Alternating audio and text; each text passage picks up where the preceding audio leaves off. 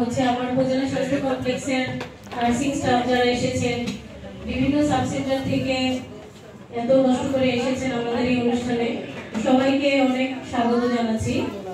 আমি যারা যাদের সাথে আমার পরিচয় হয়নি, কখনো দেখা হয়নি বা কোনো সময় আপনাদের সাথে আমার সম্মুখে আসার সৌভাগ্য হয়নি, আমি আমার পরিচয় দিয়ে দিচ্ছি। আমি ডাক্তার অর্পিতা ভট্টাচার্য, উপজেলা স্বাস্থ্য কমপ্লেক্স বিশ্বনাথে আছি গাইনি কনসালটেন্ট হিসাবে।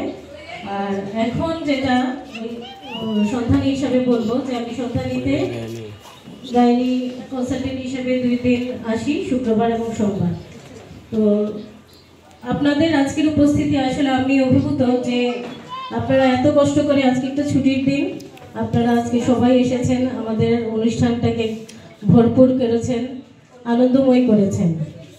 তো আজকে আমাদের জাতীয় জীবনের একটা মহান দিন, 16 ডিসেম্বর, সবাই জানেন।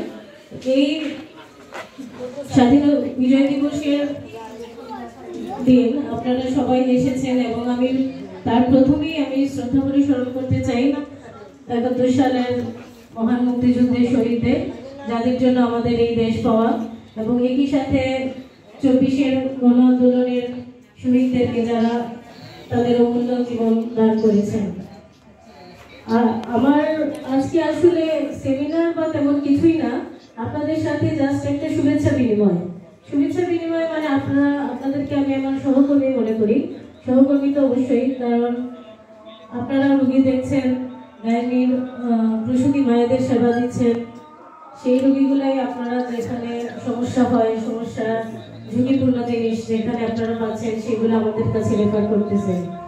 তো এই সহকর্মীদের সাথে যে শুভেচ্ছা বিনিময়, এটাই আজকে অনুষ্ঠান। তো যেহেতু সবার সাথে দেখা হলো, একটু পরিচয় হলো, তো সেই সাথে বিভিন্ন সময় আপনারা রোগীর সেবাদানের ক্ষেত্রে বিভিন্নভাবে একটু ঝামেলায় পড়েন বা আপনাদের মনে বিভিন্ন প্রশ্ন জাগে যে এখন কিভাবে ম্যানেজ করব বা কিভাবে কি করব। তো সেইগুলো সম্পর্কে আমি জাস্ট একটু কথা বলছি। এটা আপনাদের সাথে আমার একটা উভয় পক্ষীয় আলোচনা, এটা কোনো পড়ানো না, কিছুই না, শুভেচ্ছা বিনিময়ের মাঝে মাঝে উভয় পক্ষীয় আলোচনা, আপনাদের সাথে একটু কথা বলা, এইটাই। আপনারা এসেছেন তার জন্য আবার ধন্যবাদ জানাচ্ছি।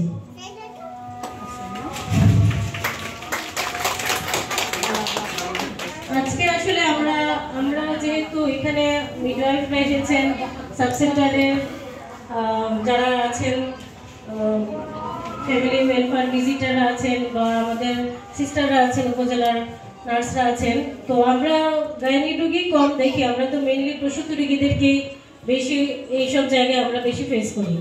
তো গর্ভাবস্থা এবং পরবর্তী সময়ে কি করণীয়, দু একটা কথা